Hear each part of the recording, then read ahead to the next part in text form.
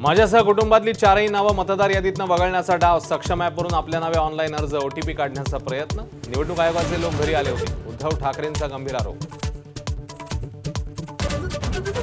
मवियाच्या मोर्चावेळी काँग्रेसने दोन्ही दगडांवर पाय ठेवल्याची चर्चा. सपकाळ वर्षा गायकवाडांसह प्रमुख नेते अनुपस्थित, तर सध्या कोणत्याही पदावर नसलेले बाळासाहेब थोरात मोर्चामध्ये सहभागी.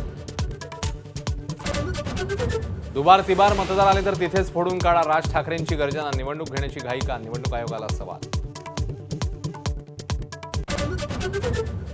आजची एकजूट पाहून संयुक्त महाराष्ट्राची आठवण झाली. मोर्चामध्ये शरद पवारांचं वक्तव्य. सत्तेचा गैरवापर सुरू असल्याचा आरोप.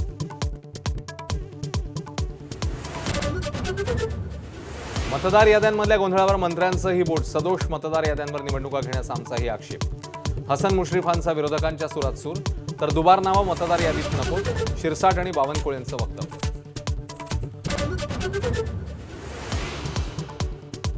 विरोधकांचा मोर्चा महाराष्ट्राची दिशाभूल करणारा. रवींद्र चव्हाणांचा घणाघात. महाविकास आघाडीच्या मोर्चाला प्रत्युत्तर देण्यासाठी भाजपचं मूक आंदोलन. पुण्यामध्ये आंदेकर कोमकर टोळी युद्धातनं रिक्षाचालक गणेश काळेची हत्या. मृत रिक्षाचालक आंदेकर टोळीतल्या सदस्याचा भाऊ. 4 आरोपींना अटक. उपमुख्यमंत्री एकनाथ शिंदे कार्तिकी एकादशीसाठी पंढरपूरमध्ये. भजन कीर्तनाचा घेतला आनंद. 127 कोटींचा दर्शन मंडप साकारण्याची घोषणा.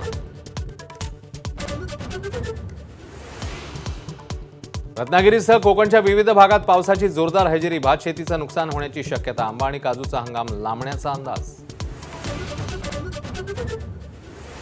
देशभरात लग्नसराईला जोशात सुरुवात. 45 लाख लग्न होण्याचा अंदाज, तर 5 लाख कोटींची उलाढाल होण्याचीही शक्यता.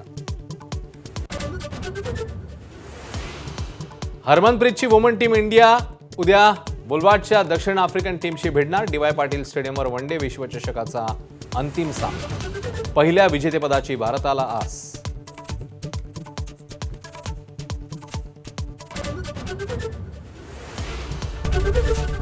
एबीपी माझा, उघडा डोळे बघा नीट.